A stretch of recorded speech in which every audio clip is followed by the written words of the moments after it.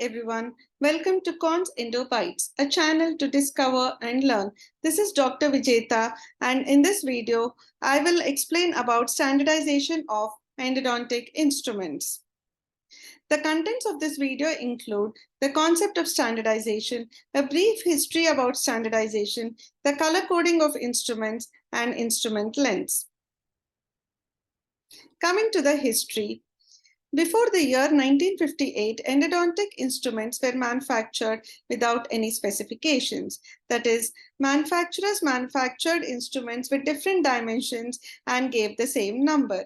This led to a lot of confusion and difficulty in usage. So beginning in 1955, a serious attempt was made to correct these abuses, and Engel and Levine first proposed the standardization in the year 1958.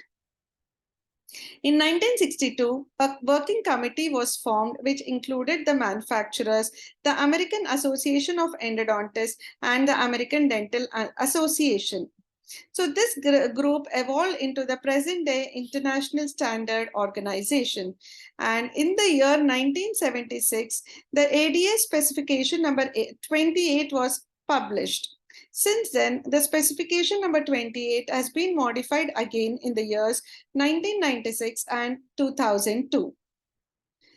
So, after that, specifications for different instruments have also been set out by the ADA, like number 58 for the headstrom files, number 63 for the barbed broaches and rasps, number 71 for spreaders and pluggers, and so on. This slide depicts the various components of the standardization. This picture here is a K file. This is the handle of the instrument, which is color coded, and this is the shaft of the instrument. The shaft of the instrument has cutting edges or blades from its tip to 16 millimeters up its shaft. So the measurement here from the tip to the end of the cutting edges will be 16 millimeters, and this is a rubber stopper. Coming to the components, the first point to be considered here is D0. D0 refers to the diameter at the tip. Now, these K files are available in various sizes, and the sizes are referred to with numbers here. So the D0 will be a measurement which is related to the number of the file. D0 refers to the diameter at its tip, which can be calculated as 1/100th of a millimeter. So a number 15 file will have a dimension of 0.15 millimeter at its tip. Similarly, a number 25 file will have a dimension of 0.25 millimeter at its tip. So the next concept is the taper. So there is a constant increase in the dimension of the file from its tip to the handle. So this increase is in a percentage of 2. So there is an increase of 0.02 millimeter in diameter per increase of 1 millimeter length of the file. So if the diameter here is 0.15, then 1 millimeter up the shaft, it will be 0.17, that is 0.15 plus 0.02. 2 millimeters, it will be 0.19, and so on and so forth. So the dimension will increase by 0.32 from D0 to 16 millimeters up its shaft. And this point here, this dimension here is referred to as D16. The diameter at the end of the termination of the cutting edges or blades is referred to as D16. So the dimension at D16 can be calculated by the formula as D0, which is the diameter at the tip, plus 0.32. So this 0.32 was derived from the taper of the instrument. So the dimensions can be calculated for different files based on their numbers. So a 25 number file will have the D16 as 0.25 plus 0.32. So the specifications also set out that the instrument shall be numbered from 10 to 100. From 10 to 100, we have the instrument numbers, and there will be an increase in size by 5 units from 15 to 60, and from 60 to 140, it will increase by 10 units. So if you can see, the number 15 file, after 15 we have 20, 25, 30, 35, 40. That is, there is an increase in units by 5, and this is from 15 to 60. From 60 onwards, the file numbers increase by 10 units. So we have 60, 70, 80, 90, 100.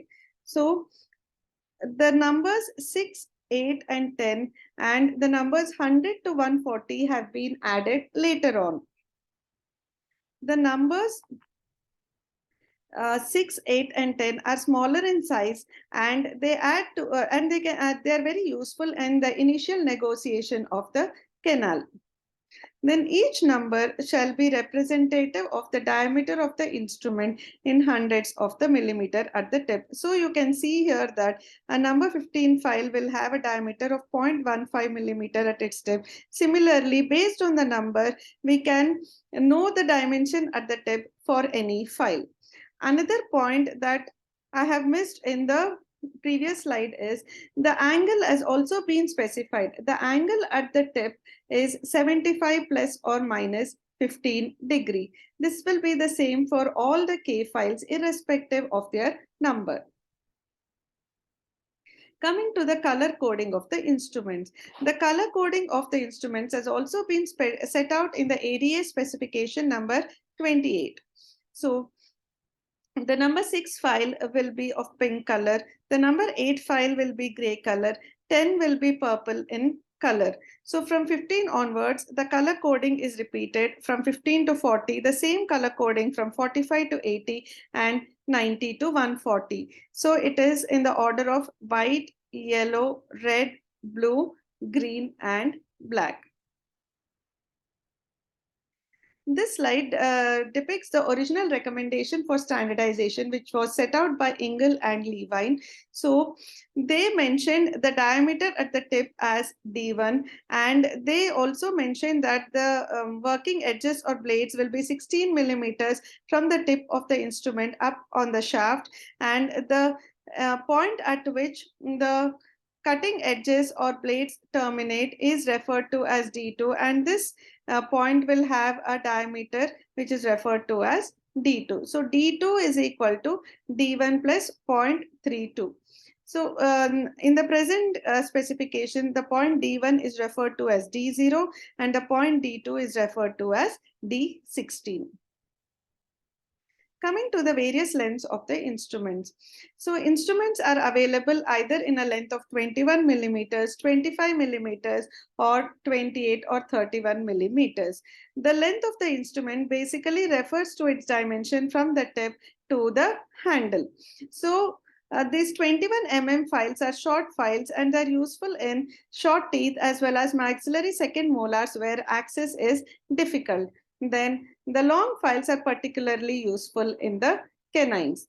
This was a brief description of the standardization and ADA specification number 28. So if you like this video, like, share, and subscribe to Cons Endo Bytes. Thank you.